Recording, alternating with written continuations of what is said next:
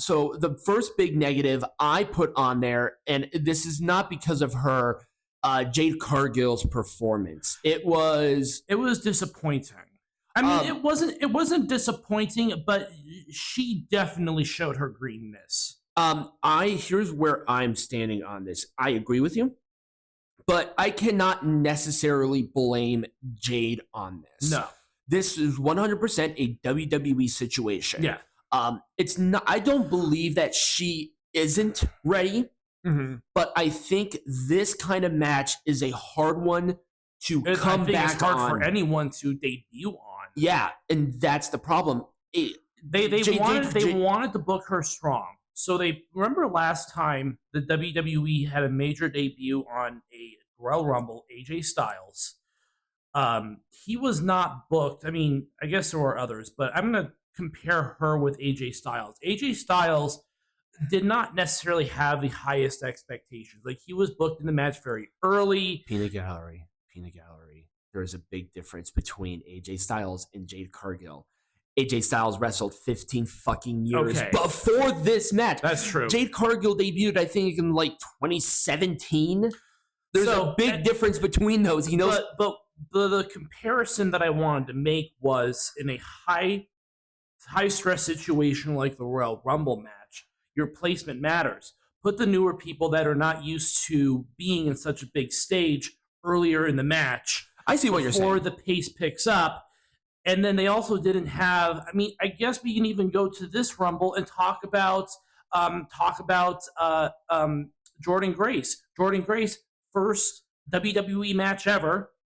She did not have the biggest expectations in the world to perform at a high level, but with Jade Cargill, they wanted to put her on a pedestal immediately. So she had to perform. She had to make a statement. So to what I am aware of is that she basically forgot everything that she was supposed to do when she got in the ring.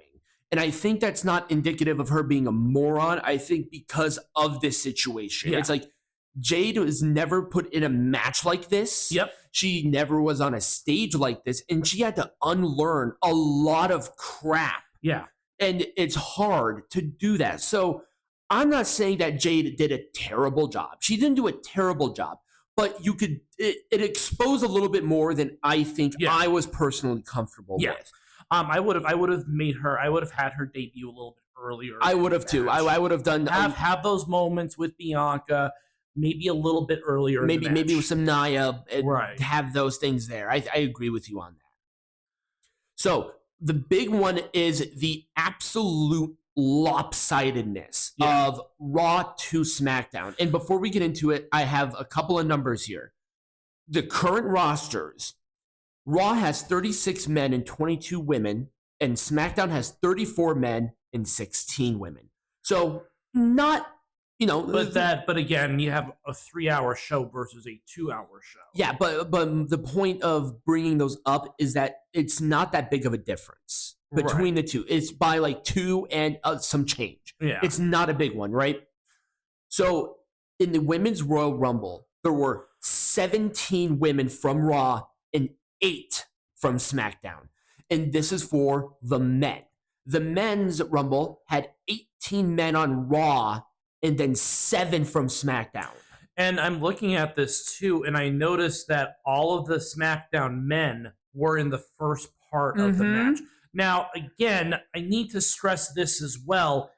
There was not going to be a winner on the men's side from SmackDown. No. So we all knew that was going to happen. But come on, spread out a little bit more than this. It's very lopsided. It's like, Omos, Pat McAfee, and Braun Breaker all came in at the same time, and the rest of it was all Raw. Yeah. But the problem is that the women did a little bit better. Right. Because Bayley but again, you had a SmackDown woman who was going to win this match. Right. And look at once again, they lumped a lot of the people that were not from either in one part. And then another thing that you have to notice too is, and we need to touch on this as well.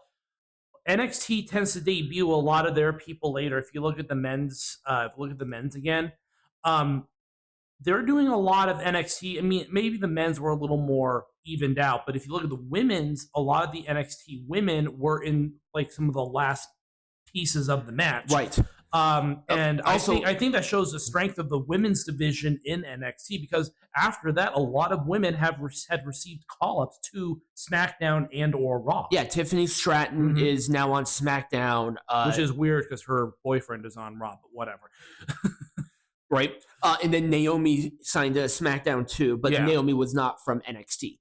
Braun Breaker obviously was a Brock Lesnar replacement, so there's that. So really, there was only one NXT star on the men's Rumble, which is Carmelo Hayes, number 5. Yeah. But then you go back to here, and then you have 2. You have Roxanne Perez and Tiffany Stratton at that time. Yeah. This is at that time. So it was just a very strange juxtaposition, and it's completely unfair, I believe. Yeah, I mean, again, Raw has... Okay, they put in Piper Niven, Chelsea Green, Xia Li, Katana or Kaden Carter. It's not like they're bad, but there have been prominent people within SmackDown too that have been competing that I think... I mean, I don't really know. What do you think? Who do you think they could have replaced them with? I would have to look at the roster list, to be honest with you. The only other person that I could think of, like right off the top of my head, is Charlotte, but she's hurt. Right. But at the very least, Bayley won. Yeah. So there's that. But the lopsidedness of the Royal Rumble was something that, just looking at it post Royal Rumble, was the thing that bothered me. Well, again, but you also have to look at the injuries. Like, I'm sure that Charlotte would have been in the Rumble had she not been hurt. Right. As an example. But anyways, let's move on to our last little piece here. The pace of this match was weird. I did not like this match. No. I don't know if it was because of the environment or what, but this Fatal 4-Way match was so off to me. It was a very off match. Mm-hmm. I mean, we're not saying that it was bad. It's just like the expectation. I think maybe I put too much expectation on it to be. And here's another example as to why the men's Rumble was so lopsided towards Raw, because the other 2 matches you take out. That's true. I didn't even think about that. You take out 5 men on the SmackDown roster. They could have done double duty. They've done it. They've done it before. But the roster's a little bigger now. I didn't even think about the other 2 matches were both SmackDown matches. They were. There were no Raw matches outside of those 2. So that then at least all 5 of the non-Roman Reigns guys were going to be in the Rumble had they not participated in That's true. That's 100% true. I didn't even think about that until you brought it up.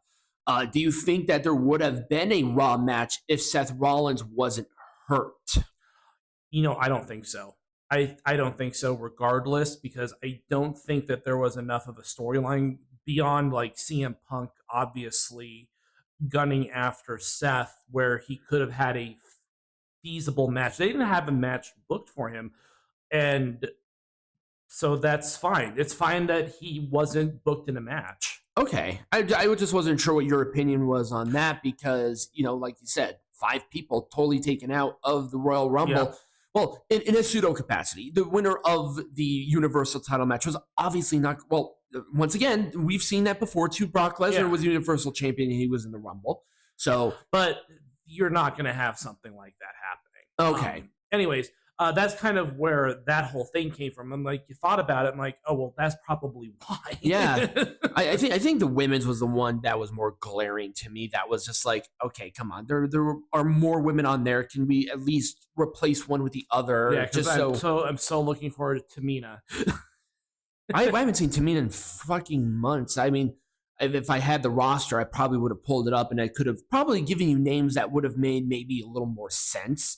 But that's just me. But anyways, do you have anything else? I don't have any other negatives? Because those are the ones that were glaring to me. Yeah, I don't have anything else to say. I mean, the other match was fine. It was just there. Okay. Yeah, but I don't have anything else to say about it. Okay. All right. Well, so when we come back, we have a very special little match. I'm excited for this one.